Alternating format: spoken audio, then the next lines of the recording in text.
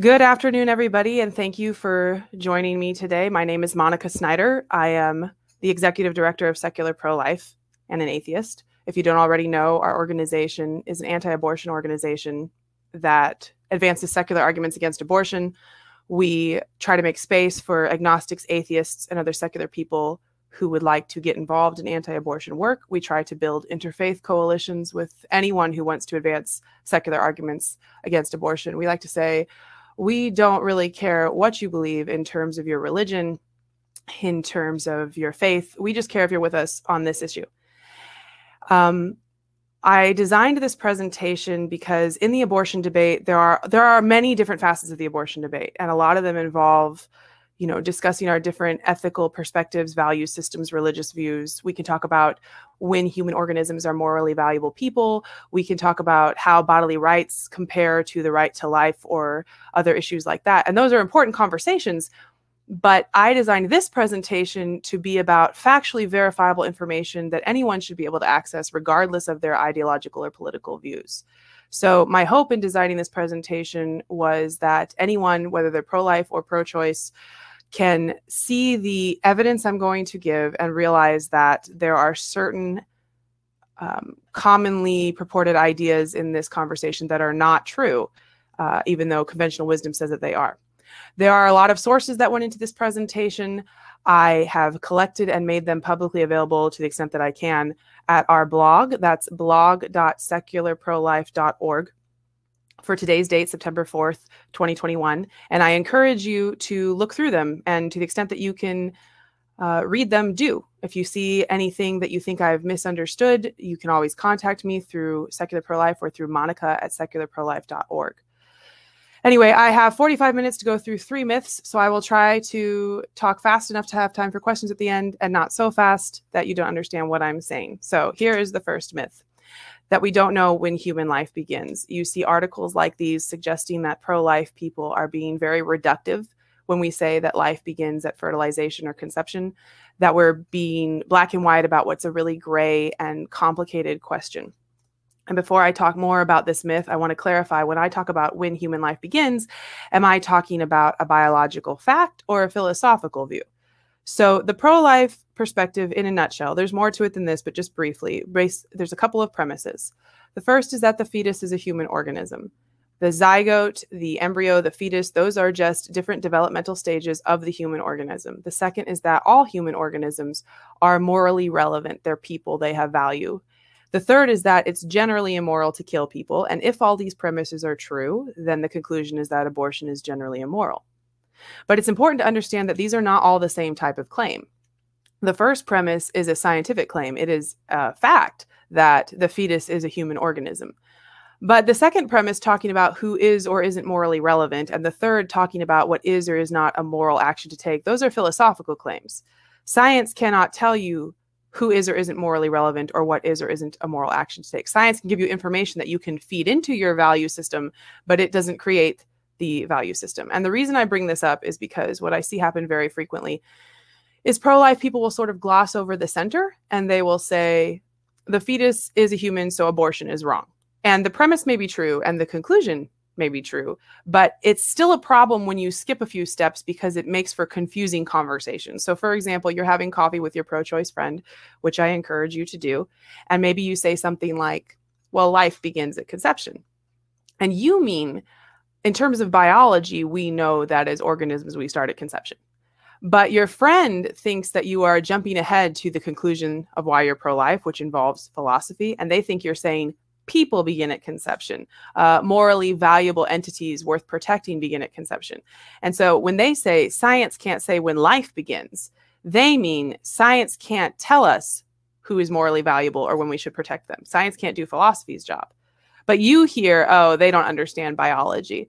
Of course, science says when life begins, because you guys we're using life in different ways, and we're having this isn't even a difference in value systems. This is just talking past each other. These conversations are confusing and often unhelpful. And the reason I spend some time talking about that is so that I can acknowledge that this happens, and that is not what is happening here. These articles are not pro-choice people misunderstanding us and thinking we're talking about philosophy when we mean biology. These articles are pro-choice people saying that in terms of biology, we don't know when life begins. And that is a myth. So for example, we have this article by author Scott Gilbert. He was getting irritated during the 2016 election when Republicans said things like life begins at conception. And he said in this article, as an embryologist and the author of embryological textbooks, I can say with absolute assurance, there is no consensus among embryologists as to when an individual human life begins. And there's a couple things I want to highlight about this quote.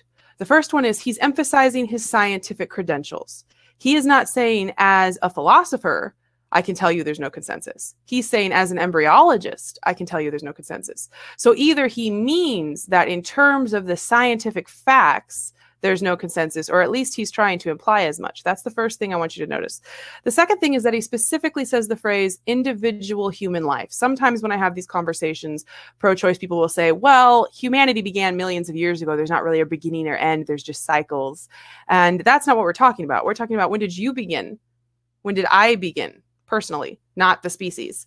But Scott Gilbert is not making that conflation. He says in terms of an individual human life and embryology, we don't know when life begins, which is a myth. He does author embryological textbooks. This is one of them, his 6th edition of Developmental Biology by Scott Gilbert. And in this textbook, he says, when we consider a dog, for instance, we usually picture an adult. But the dog is a dog from the moment of fertilization of a dog egg by a dog sperm. It remains a dog even as a senescent dying hound. Therefore, the dog is actually the entire life cycle of the animal from fertilization through death. In a subsequent edition of Developmental Biology, this is the 11th edition, he has a chapter called Fertilization, Beginning a New Organism. And it says, fertilization accomplishes 2 separate ends. Sex, the combining of genes derived from 2 parents, and reproduction, the generation of a new organism. So in his embryological textbooks, Scott Gilbert says fertilization generates a new organism and individuals are individuals from fertilization to death. And to be clear, I have these textbooks. I've checked this myself. And he doesn't say, I am giving you one view among many from embryologists, but it's actually really debated and here are the other potential views. He doesn't say that because in terms of embryology, it's not actually really debated. In terms of embryology or biology, if we're not talking about philosophy, if we're just talking about biological facts, when does an organism start? It starts at fertilization. And it's not just his textbooks that contradict his political opinion piece. It's many textbooks over many years published by different people, authored by different authors. All of these are listed in the sources on our blog. And they all include an explicit quote that says something like the beginning of the mammalian life cycle or the beginning of the human life cycle begins with fertilization or conception or the zygote. It's the same idea. The point is, in terms of an individual human life, you start with fertilization and end with death, just like the dog.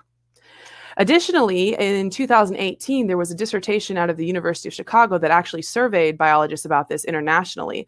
They surveyed 5,500 biologists from over 1,000 academic institutions. And just to be clear, the biologists they surveyed were predominantly secular, left-leaning, pro-choice people. So there is no reason to believe that this sample set would be biased for the answer we are expecting.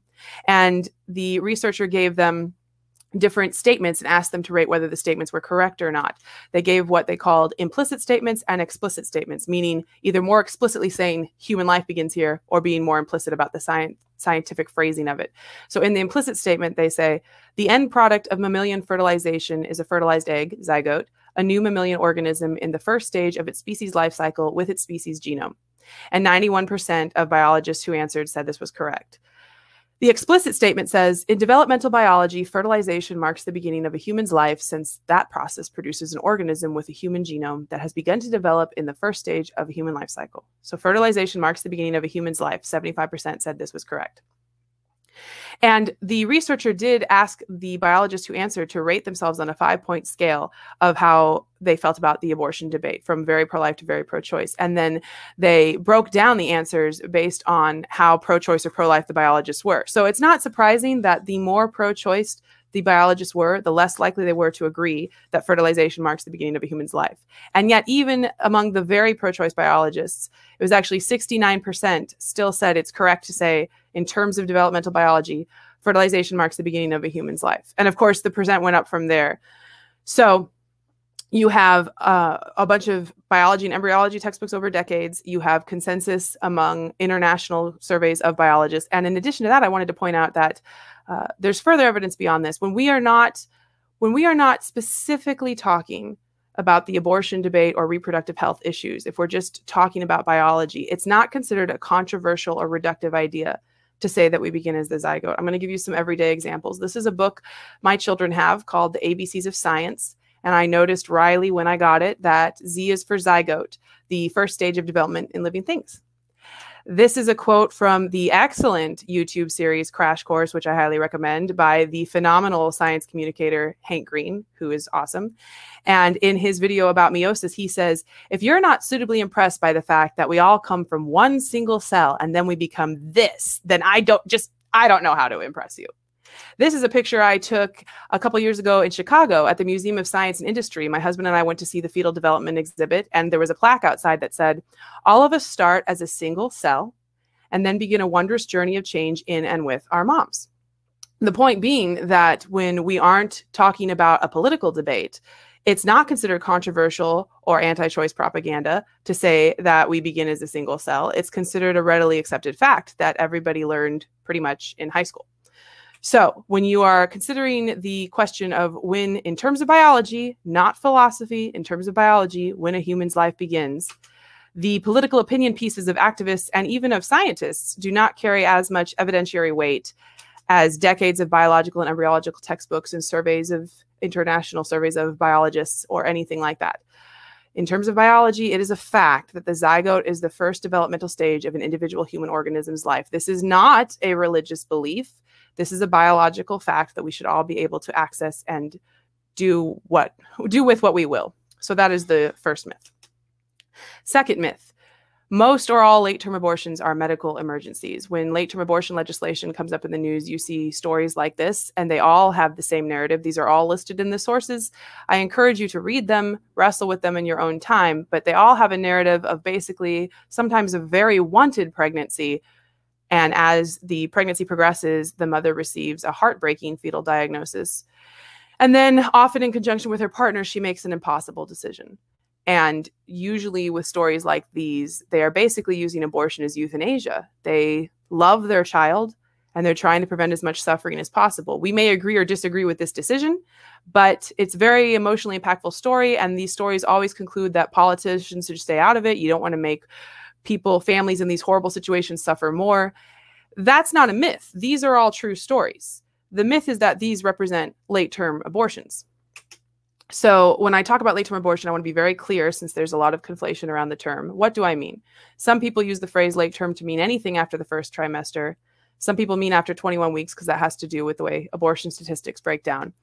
Some people mean after viability, which is when if the child is born prematurely, they have maybe a 50-50 chance of surviving.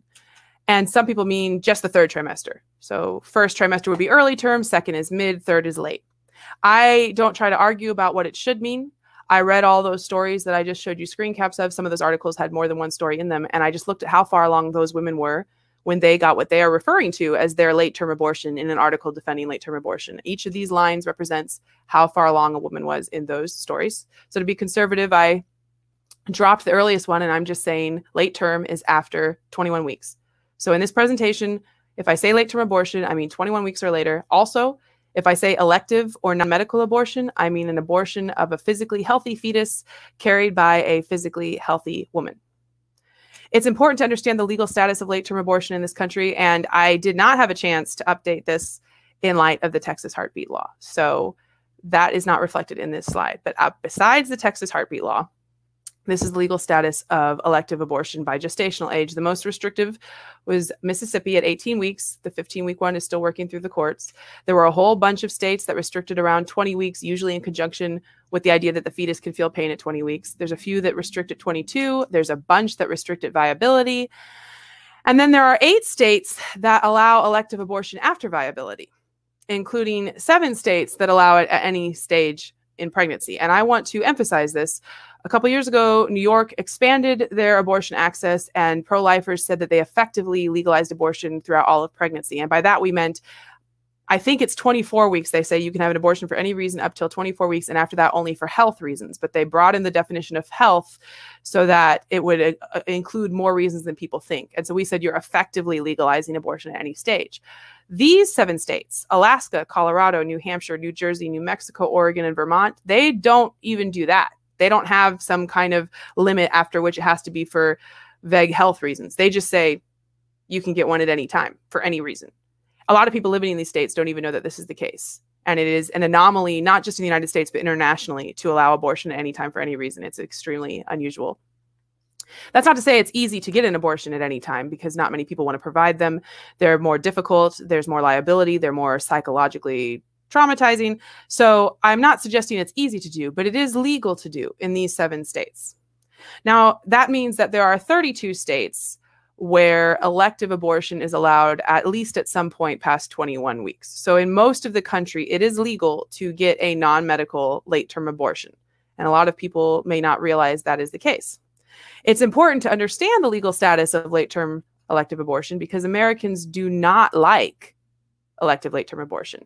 Generally speaking, Americans are much more open to early-term abortion and not to late, and they're much more open to medically emergent abortion and not to abortion for any reason. And when you combine the two, it gets even more stark. So for example, Gallup asked, when do you think abortion should be legal? And support plummeted as the pregnancy goes on. Marist asked, what would you think if we had a national 20-week ban? And they broke it down by people who called themselves pro-life versus pro-choice. The white column here is pro-choice.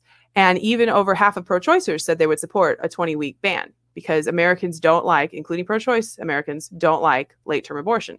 However, Americans are much more open to medically emergent abortion. And so Gallup said, well, if we're talking about the 3rd trimester, what would be a reason to have an abortion in the 3rd trimester? Not many people agreed that any reason was acceptable, but the vast majority of people agreed if her life is in danger, it is, because Americans are much more open to medically necessary abortion. So if you are an abortion rights activist and you want to protect even late-term abortion, what would be the savvy strategy here? It would be to hyper-focus in on late-term abortions that were for medical emergency reasons, and then suggest or directly say that those are all late-term abortions. And major cultural voices have directly said this. When Hillary Clinton was running for president, she said this. The American Congress of Obstetricians and Gynecologists has said this. They don't just say, oh, a lot of them are for medical emergencies. They have said it's almost always the case, which is not true. And I get why they do that, because on the rare occasion when we have an example of a non-medical late-term abortion, people hate it, including pro-choice people. So the stories I showed you before, for a long time, those were the only kind of stories I ever saw about late-term abortion, which is why I was so shocked in early 2019 when Teen Vogue, of all sources, covered a story of a woman who got a non-medical late-term abortion. The blonde woman on the left, her name is Beth Vile. She did not know she was pregnant until she was 26 weeks along. And a lot of people react with indignation to that, but it's not as strange as you might think. Women can have different medical conditions that mask the symptoms, or they can assume it's something else because they were on different kinds of contraception, or they can't believe that they could possibly be pregnant, and denial is very powerful. It's not as uncommon as you might think, but either way, she didn't know she was pregnant until 26 weeks. So she raised $12,000 from friends, family, and abortion funds so she could go to New Mexico, which is one of the states with no gestational limits. And she aborted her child at 28 weeks, which is the beginning of the 3rd trimester. There was no indication in the story of any physical problem with the child, no heartbreaking fetal diagnosis element, or any major threat to her health. And when they published this story, I went to look on social media and I saw, not really to my surprise, that pro-choicers really hated this story. And I want to show you a couple of representative comments. These are all pro-choice people. They said, please don't use examples like this as some form of advocacy. It actually harms the cause. This article was a poor example and only puts fuel on the fire of the disinformation campaign from the religious right. Excuse me. This story was useless in making any valid points about late-term medically necessary abortions. Where are all the other stories that more accurately reflect why women sometimes find themselves needing late-term abortion? So the theme here is they don't like this story, they think it harms the cause, and they think it doesn't fairly represent late-term abortion. I want to take a moment to say, with the first myth about we don't know when life begins, I think that people purporting that myth usually know that they are muddying the waters. They're being misleading. But this myth, I think this myth is purported pretty much innocently. I think people read the heartbreaking fetal diagnosis stories and it impacts them emotionally and it really sticks with them. And they have nothing to counter it because we very, very rarely ever discuss an elective late-term abortion. And so they hear these heartbreaking stories and also they want to believe it's true because nobody on either side of this, not literally nobody, but very few people on either side of this debate would want to think that you would ever get an abortion that late unless it was for an emergency, because it's starting to get pretty, even for pro-choice people, pretty upsetting. So why am I sure that it's not true? On what basis? I will tell you that data for this myth is difficult to find.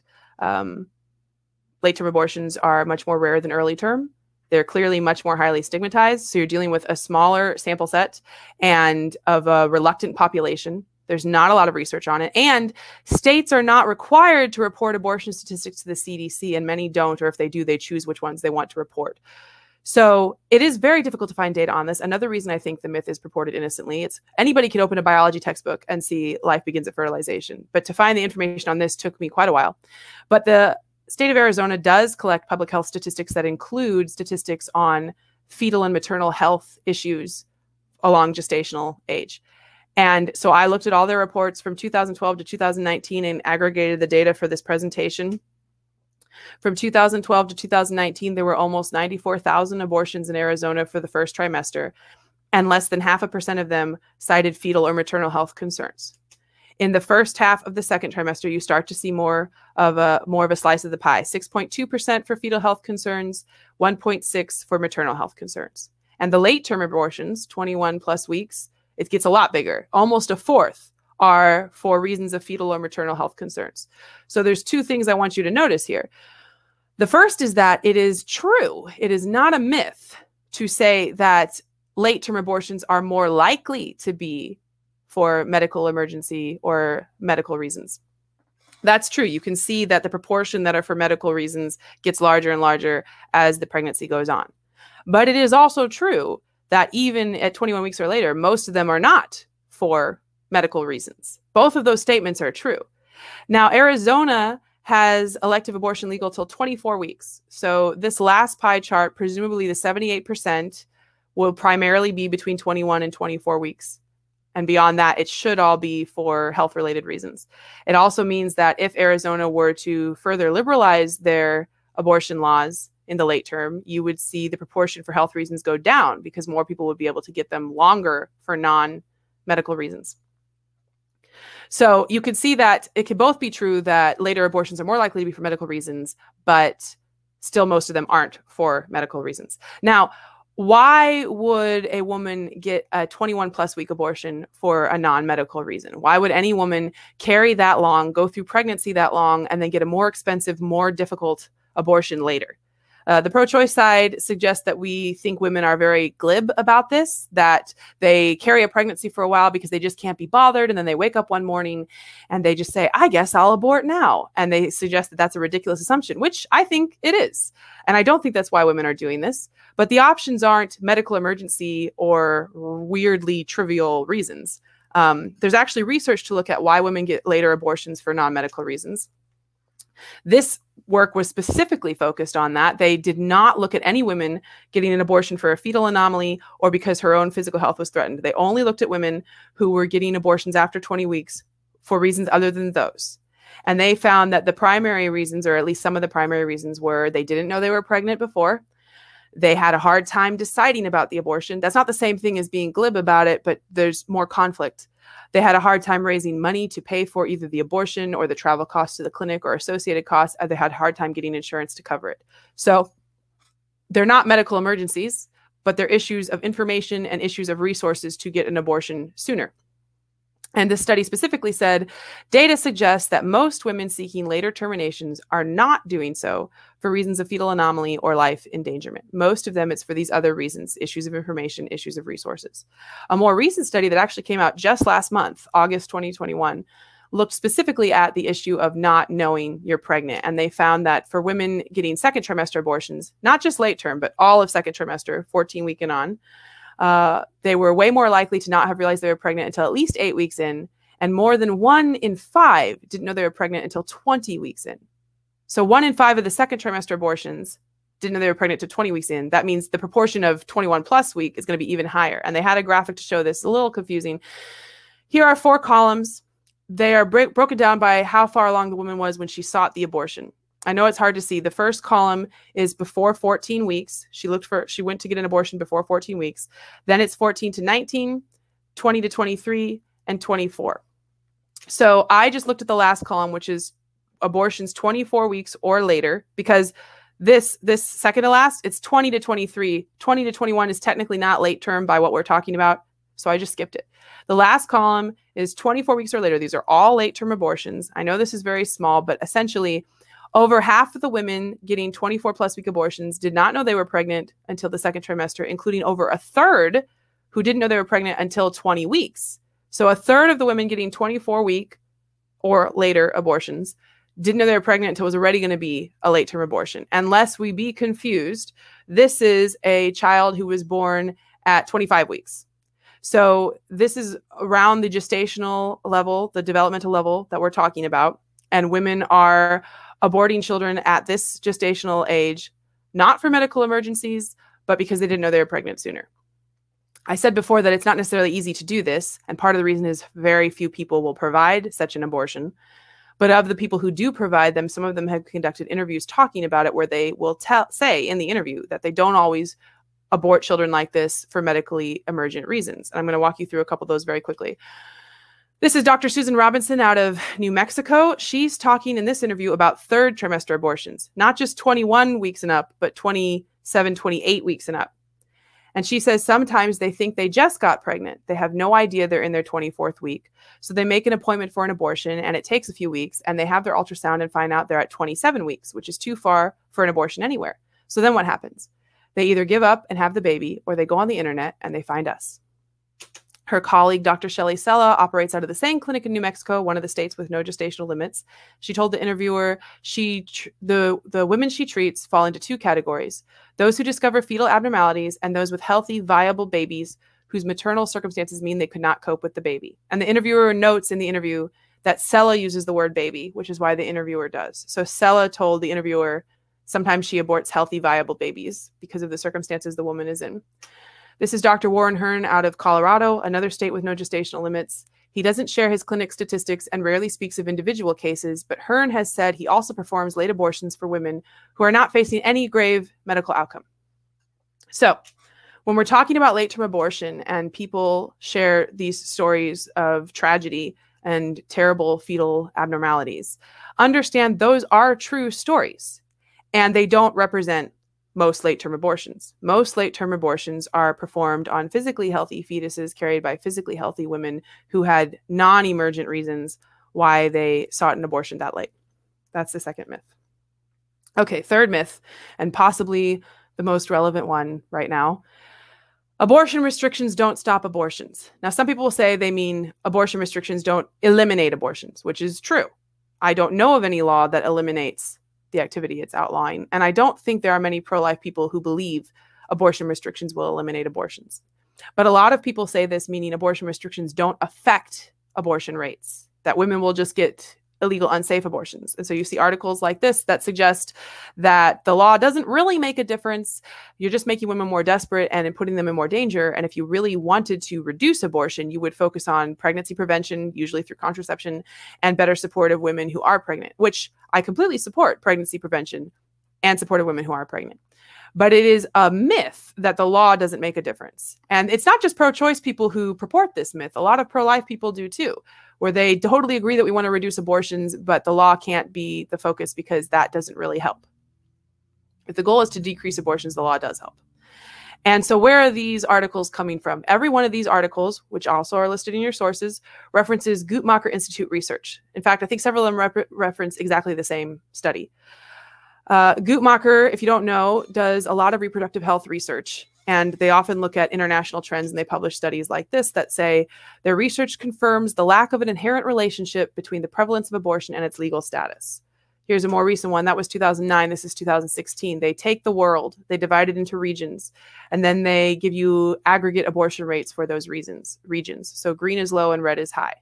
Then they look at the region, they look at the abortion rates compared to the legal status in these different countries. So in this chart, the top line is the most restrictive countries. There's 58 countries where abortion was prohibited except for when a woman's life is in danger. And in those countries, the rate was 37 abortions per 1,000 women. And then the lower line, abortion is available on request in 63 countries, and the rate was 34 abortions per 1,000 women.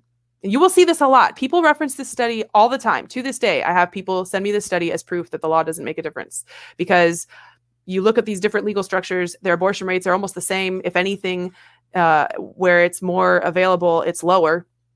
And so they conclude things like this: we did not observe an association between the abortion rates and the grounds under which abortion is legally allowed.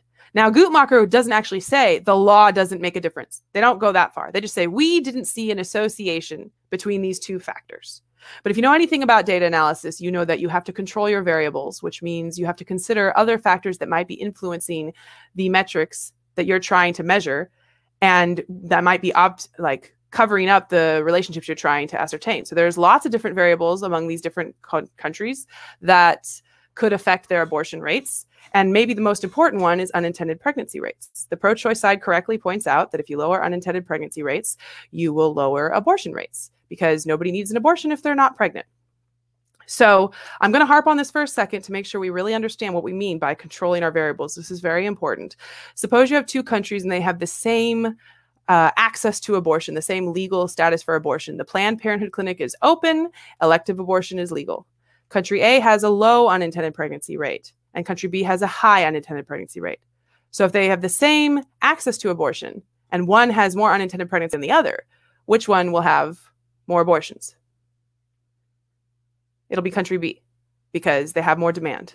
And when I walk people through this, everyone pretty much agrees with it and doesn't have a problem with it. It's kind of axiomatic. But let's look at the reverse.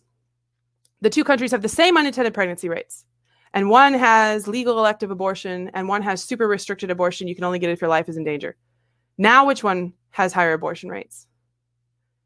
It'll be country A, because when you make something easier to do, more people do it. They have the same demand. One can do it more easily than the other.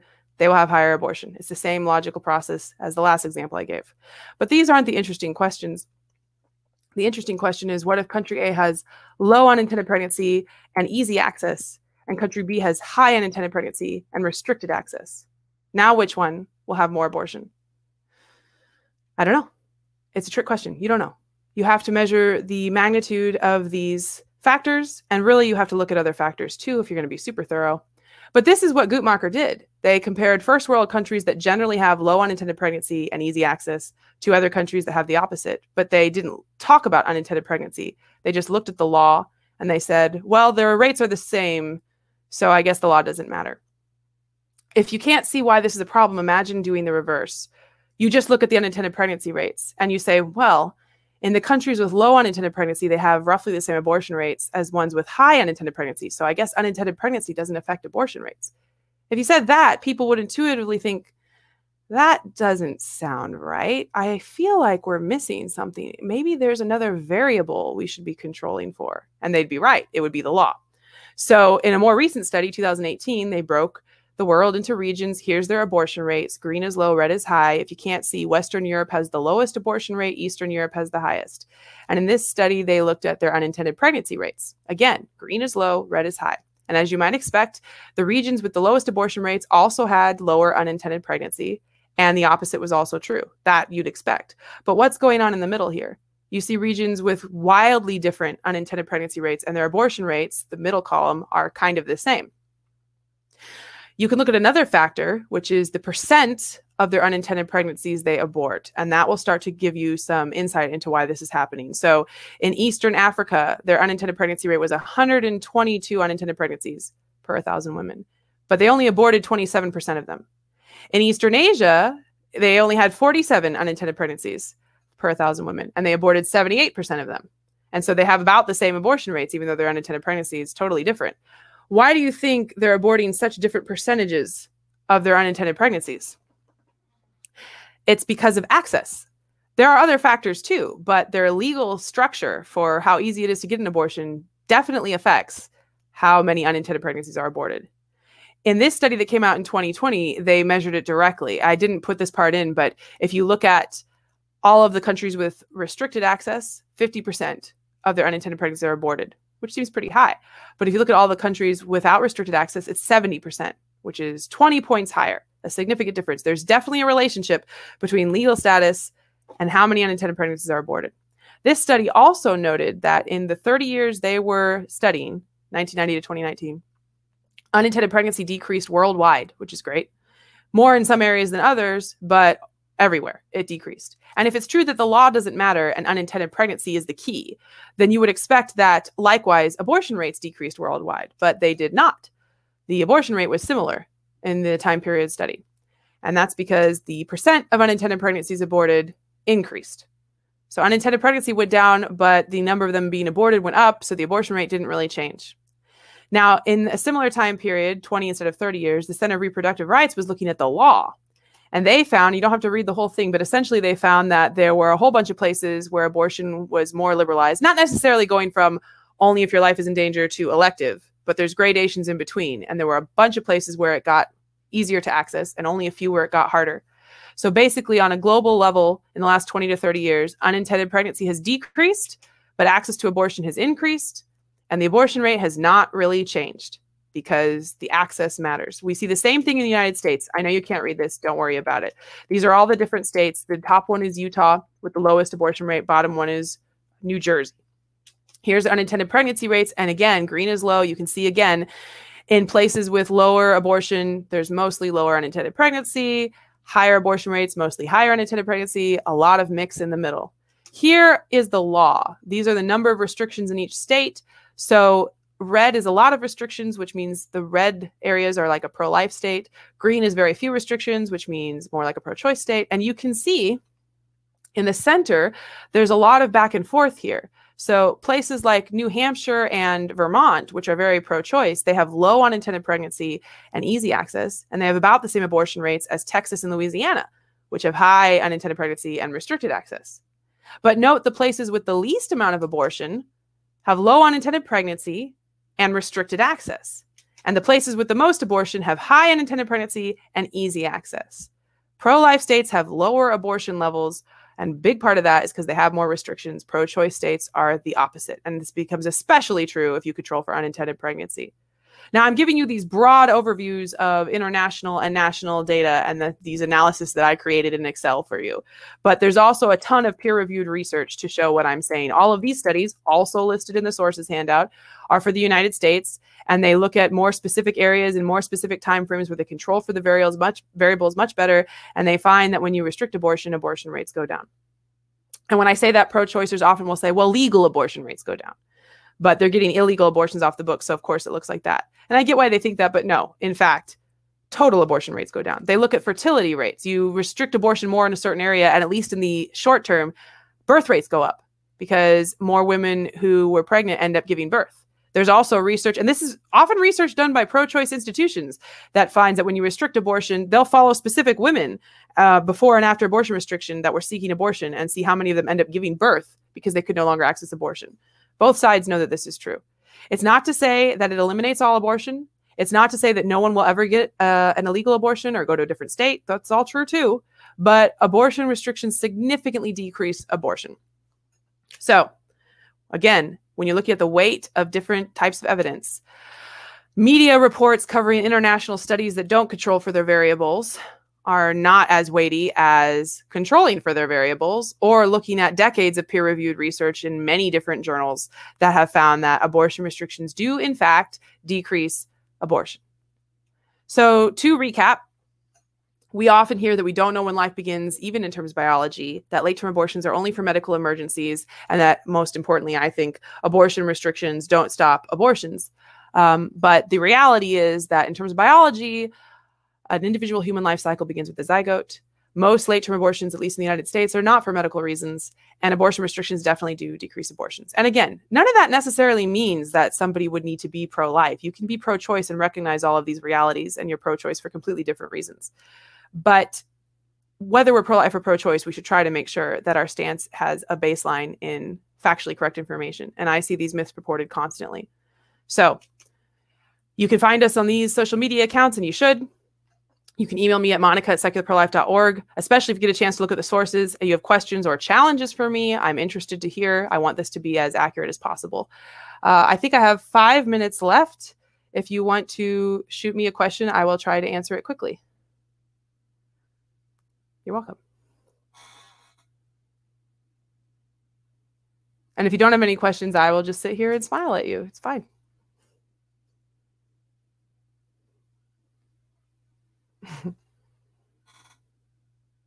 Oh, I did want to say one other thing. 2 other things. If you are in a position where you know a group that might want this presentation, I would like to give this presentation to more people. Also, there are other myths I couldn't talk about here. These aren't all the myths. These are just the top ones, but there's other ones I would love to touch on someday if I can expand the presentation. Okay, how often do I do public speaking? About as often as people ask me to, and I can find childcare. I actually really like public speaking.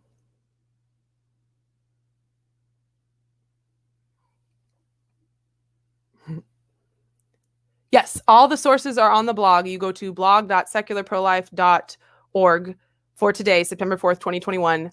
All the sources are listed there, and the ones that I could give you hyperlinks to have hyperlinks on the blog.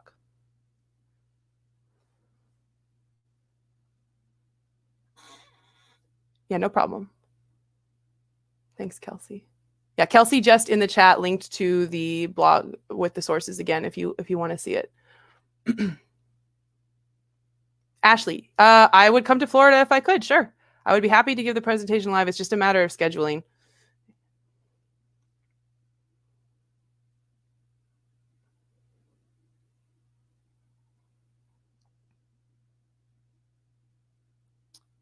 That's great. Perfect. Also, if anyone ever has other...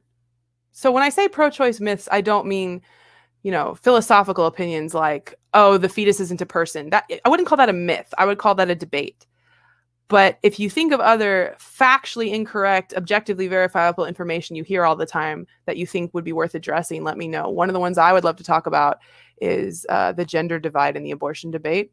I would love to do a 4th myth about anti-choice men versus pro-choice women.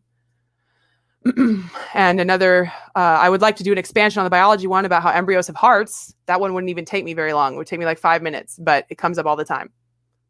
Yeah, the non-existent gender divide, exactly.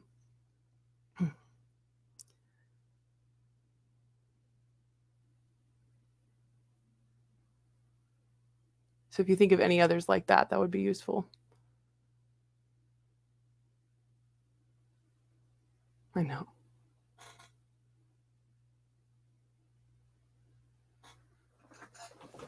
A scary and dangerous pregnancy myth, that could be tricky because there are always going to be at least some non-zero circumstances where pregnancy can be dangerous. But the idea that pregnancy is inherently life-threatening to everyone who is pregnant, that I would call that a myth, or just a bad definition of what life-threatening means.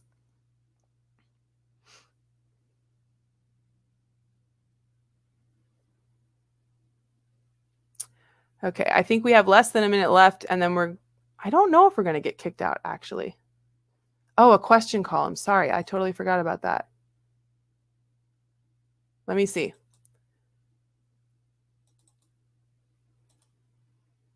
Do mail order abortion pills have a big impact on whether abortion rates change based on legality? They probably do, and they probably make it harder to measure and harder to track, which is why it's important to try to check research that looks at the changes in abortion law and the changes in birth rates right after it, because you can have a secret abortion, but you can't have a secret birth. And so that's one way they try to account for that issue.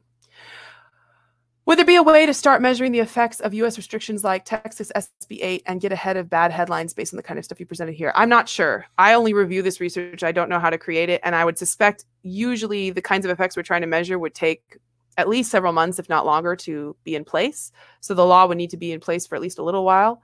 That's what I would think. But it would be great to get some kind of coalition to look into it.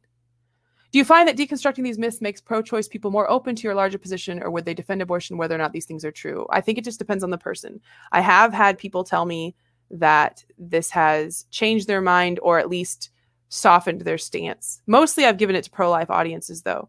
And I think some people, I think most people on both sides of the debate, they have their stance and then they try to find information to support their stance. I think that's how humans operate. So deconstructing myths for people like that, it might not help. But for people who are really trying to, we've had people tell us that they became pro-life because a pro-lifer told them a fact they thought was false. They looked it up, realized it was true, and got suspicious of everything they believed. So you never know. I think it's important to have the right information. And I also think it's important for pro-life people because you still need to be good at relational apologetics and relationships with pro-choice people and understanding the emotional reasons they have their stances. But it helps to also be armed with the data and research to show that there is an objective basis for what we think. It's not just emotion, and it's not just even ethics either. Some of it is just facts. By the way, if the RI moderators are here, I'm just going to stay in here till you kick me out. So you just let me know.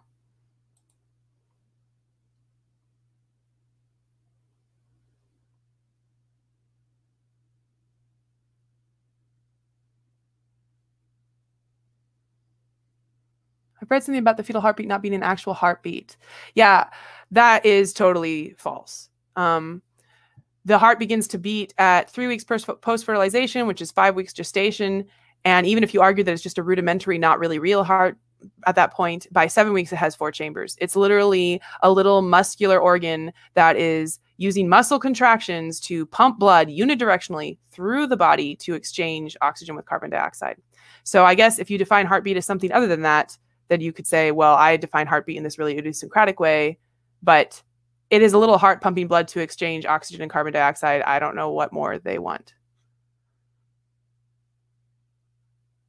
Thanks, Sonia. Okay, Sonia is the Rehumanize moderator, and she said we can keep hanging out for a while if you guys want to ask more questions.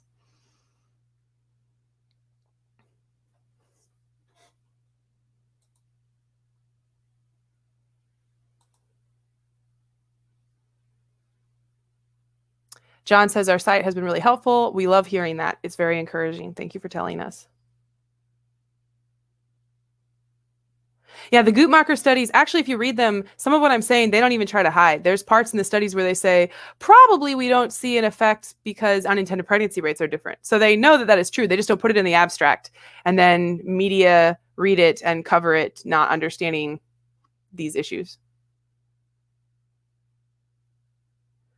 Grace says, I said the heartbeat info very smooth because I've practiced it. I practiced this whole presentation and I've had to say it so many times that I just know it now. Anybody could do it. You could memorize it too. I'm glad to address the heartbeat thing, although I'm angry that we have to because it's ridiculous. And I want to point out too that if it was true that heartbeats didn't matter to people, if it was true that bodily rights was sufficient, then the pro-choice side would not be trying to say there are no hearts.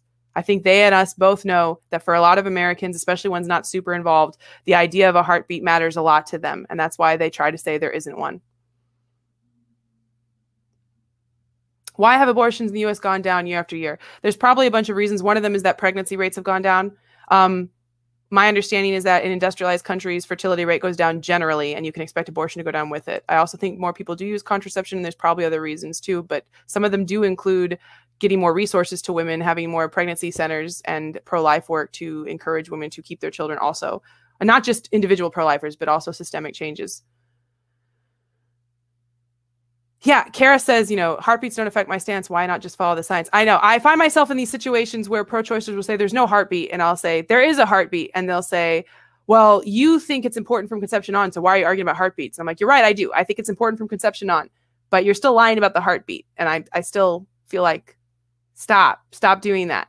You know, I don't tell other people they can't care about heartbeats. If they care about heartbeats, they have a right to know that there is one.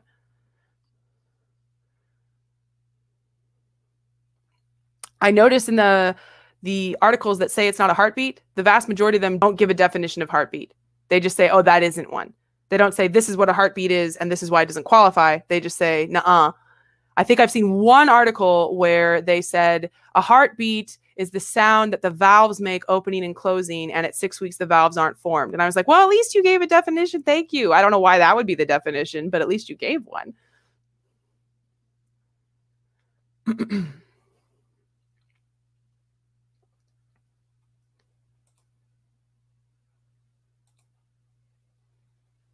Yeah, vibrating cells.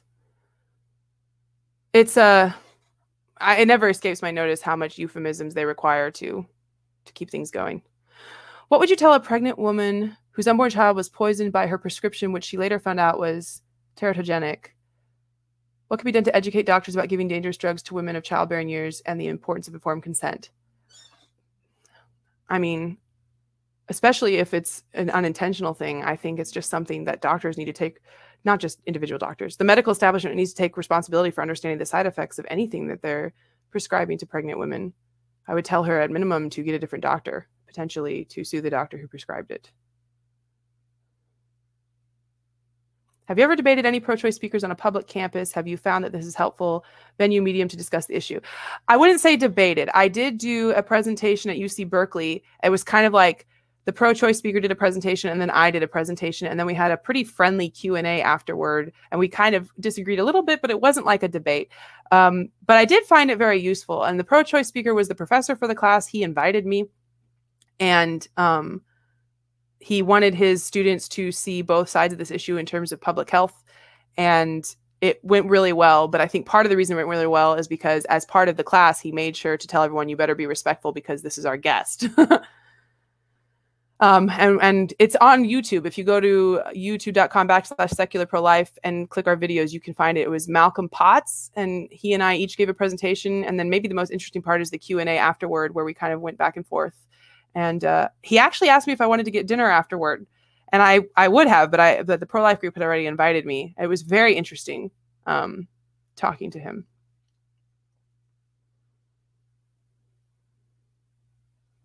Yeah, apparently he has done a lot of like presentations with other pro-lifers, and one of them, I think it was Stephanie Gray, she has a practice when she's going into debates of asking the person if they want to get coffee beforehand. I've never done it, but it sounds like a really good idea because it probably takes things down a notch and lets you have a more amicable conversation.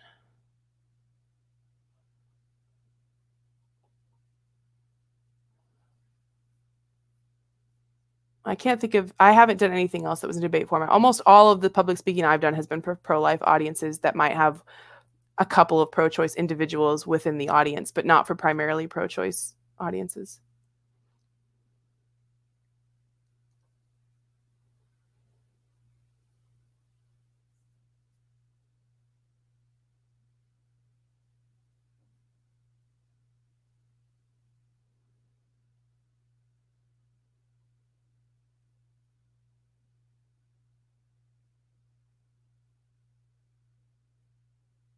Kara says, nice job. Thank you. I always enjoy giving the presentation. Ty says there's not as much of an anti-abortion movement in the UK area, except Northern Ireland. Yeah, that sounds difficult. I understand that the United States has a kind of an unusually heated debate about this.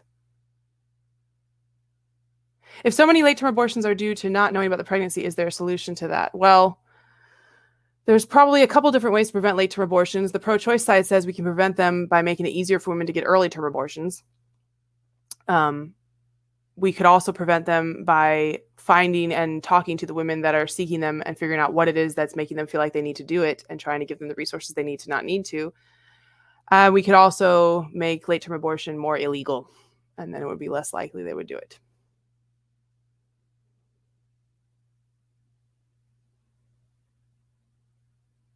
Have I spoken to youth not under age 10 for this presentation? I've given it to high school students.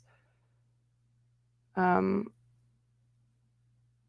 don't know if you would consider it training. I would be interested to talk to younger people about it, but I think I'd have to change the presentation a bit. I know groups that do apologetics training. Equal Rights Institute is particularly good, where they train people about how to be relational when talking about abortion. But I don't know if you mean training like just giving you all this data to do with whatever you want.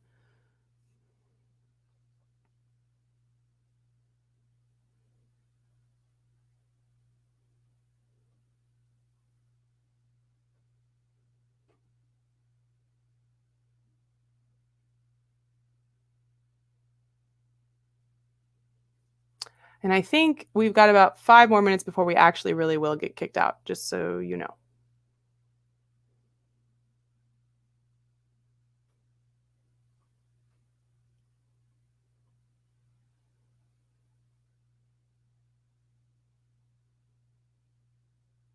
Oh, a last thing I forgot to say. I can talk to Rehumanize about this, but I think we should be able to make the slides available too as an email later. They're not really email ready right now, but I could make them.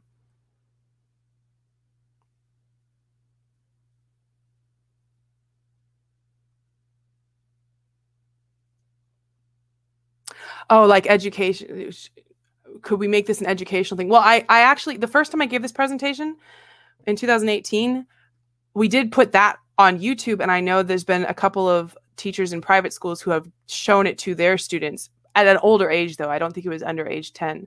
But I am really hoping this in the next 12 months to convert the entire presentation into a YouTube series that anyone can access and show to people. Although, again, it would still be at about this level, which would probably be more for high school, college age than children.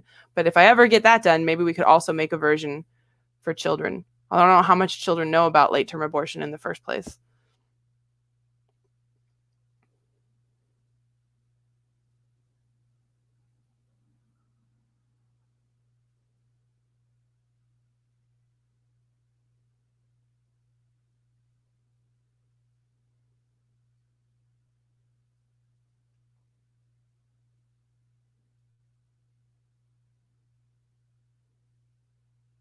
By the way, if anyone out there knows how to make really cool YouTube videos, you should contact us because I'm just going to be winging it.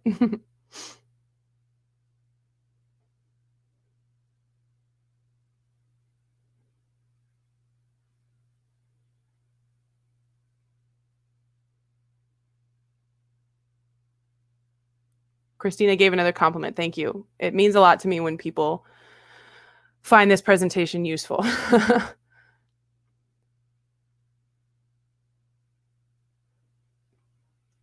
Yeah, I actually have 3 children, age 6 and under, so I still need to figure out how to talk to them about this issue too.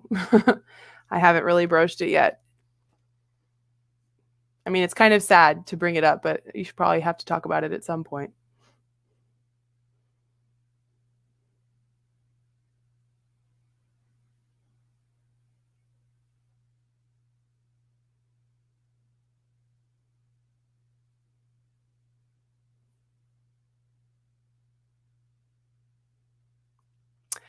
Thank you to everyone who's been very encouraging. We really appreciate it. It takes a long time. This presentation took a long time to create initially. Now I just updated it. It still takes some effort. So it always means a lot to me when people find it useful.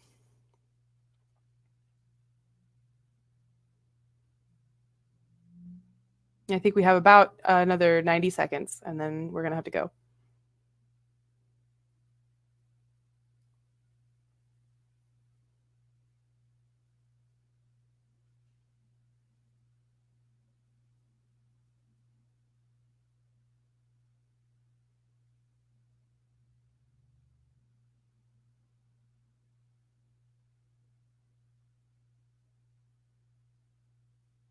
How does one go about talking about this, the PowerPoint setup? I guess it depends on the venue. I've always been able to use PowerPoint because there's always a way to hook it up to a projector or just share my screen online. And you can see that setting up the PowerPoint correctly and having like a few animations and things can really help people, hopefully help people follow the point that you're trying to make.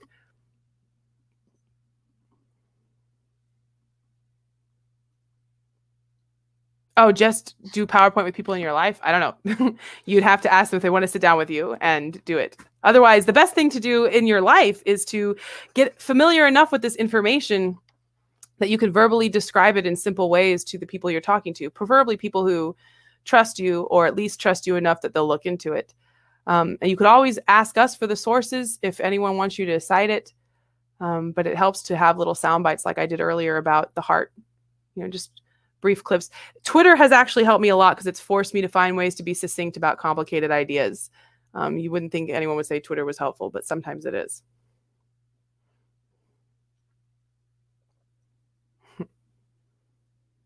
Okay, it is now on the hour. I think we need to wrap it up, but thanks everyone so much for all your questions and all your attention. And if you don't already follow our group, please come find us.